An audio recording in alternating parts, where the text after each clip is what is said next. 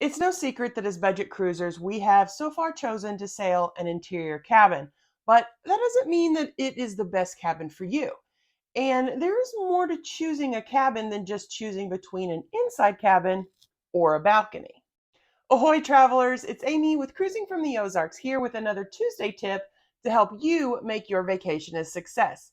Be sure to give this video a thumbs up. It only takes a second, and doing so helps cruisers like you find us.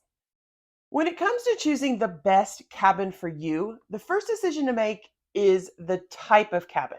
Are you going to save a buck and stay in an interior cabin, or do you want to spend some extra dough and have that glorious balcony escape? Solo cruisers are probably going to stick to one of three types of cabins, either a solo cabin, interior, or a balcony. While I'm sure there are some solo cruisers out there springing for a suite, I can't imagine there are many of them doing it. Pretty expensive. Unfortunately, not many lines have cabins specifically designed for solo cruisers.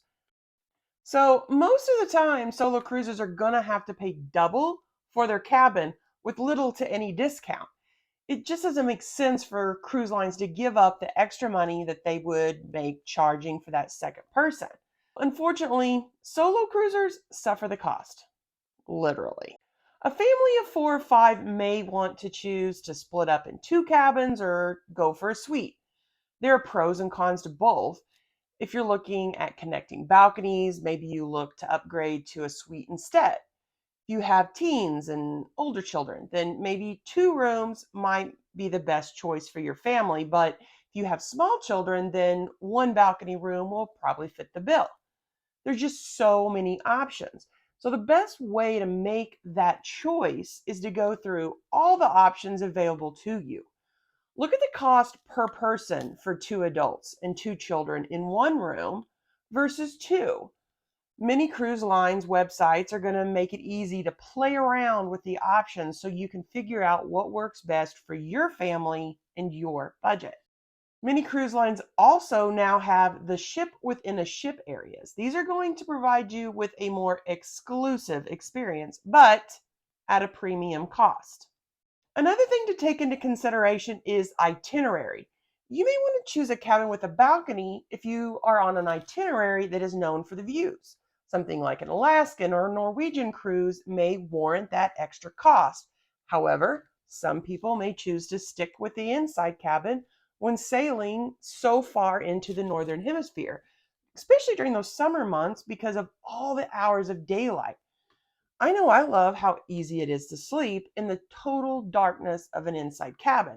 So these are all things that you have to take into consideration. After you figure out what type of cabin you want, then it's all about location, location, location. You always have the option of saving some money and letting the cruise line choose a location for you. It's called getting a guaranteed cabin. You pick the type, the class of cabin you want. So you say, I want a balcony cabin. You're guaranteed a balcony cabin, but you're not guaranteed where.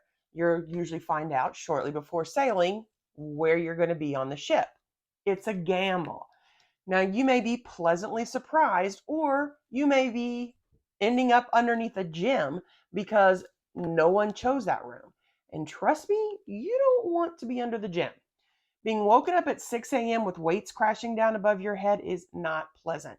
There are definitely locations that are going to be seen as more desirable. And you can usually tell what those are based on how much the line charges for them. Usually, the higher up on the ship, the higher the deck is, the more that location is going to cost you. But that doesn't mean that being on the Lido deck is the best option for you. You can see this play out when we look at booking an inside cabin for a Caribbean cruise on the Carnival Celebration for February of 25. Depending on the location, front, aft, or midship, and the deck, the prices can vary over $100 a person. Some of the most sought out locations are already sold out when it comes to inside cabins, because that's what I'm looking at. And this cruise is almost 2 years out. So, why are some areas more desirable, and why might you choose one over another? I always look at the deck plans of a ship prior to choosing a cabin location. Even if you've never cruised before, you probably have at least some idea of what you think you might like to spend your time doing while on your cruise. Now, if you don't, I have a video. Check out my video on sea day activities, and it'll give you some insight into what might be available on your cruise. Now, we like to make sure to choose a room that keeps us close to where we think we're going to spend the majority of our time on a board ship. And since ship layouts aren't all the same, checking out deck plans is a vital part of my process when it comes to picking a room. Do you think that you're going to spend most of your time on an open air deck enjoying the sunshine and views? If so, then you may want to stay near the Lido deck. Be on one of those decks that are have open air areas. What if you split your time evenly between the lower decks and the upper decks? Then maybe you want a cabin somewhere in between. You can go up a few decks, you can go down a few decks. You're not stuck in one area. If you think most of your time is going to be spent at the back of the ship, then a cabin toward the aft would make more sense than one up front. Hey guys, if you've made it this far into the video, why aren't you subscribed yet? Most of our viewers aren't subscribed, and hitting that button really does help out our channel with the YouTube algorithm. We're currently a new channel and could really use your support to help us reach more cruisers like you. Like, subscribe, and comment. Make sure you also ring that notification bell so you don't miss any future posts. Choosing a location may not depend on where you spend your day, but if you get the dreaded seasickness. Now, that isn't something we have had any issues with, thankfully. We were even on a cruise that went through some storms that took out half the crew. It was really stormy one night, and we woke up to what seemed like an empty ship due to so many people being sick, crew and cruisers alike.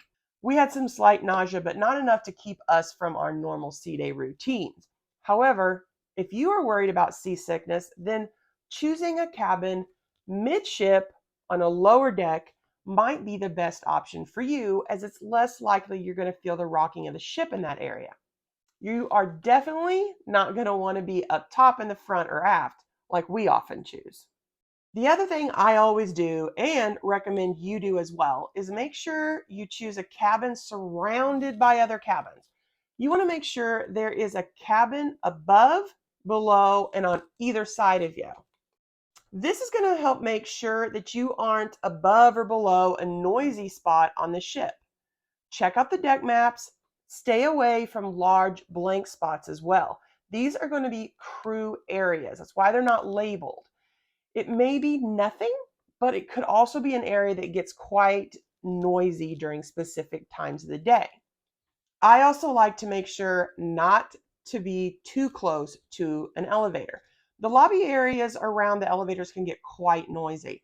And if you don't have to worry about mobility or issues or seasickness, then sometimes choosing a cabin at the end of the hall, either at the very front or aft, will mean less noise when it comes to people walking by your room late at night. If you are on a cruise with a lot of kids, they can be terrible about running and yelling through the halls. And the other offenders are going to be people who have had a little too much to drink and they don't realize how loud they're talking as they stumble their way back to their cabin at 2 in the morning. No matter your needs, I highly recommend looking at the deck plans for your ship. And while the cruise lines do provide deck maps, I actually prefer the ones on cruisedeckplans.com. Not only do they have the information provided by the lines, but they also allow people to add photos and videos. So you can see for yourself what both public spaces and sometimes even specific cabins have to offer. I hope that this video gave you some tips on choosing your next cabin, especially if you're new to cruising. Why don't you stick around and check out this video on why we choose inside cabins? Then come back next week for another video designed to help you have an amazing cruise. Have a blessed week, everyone.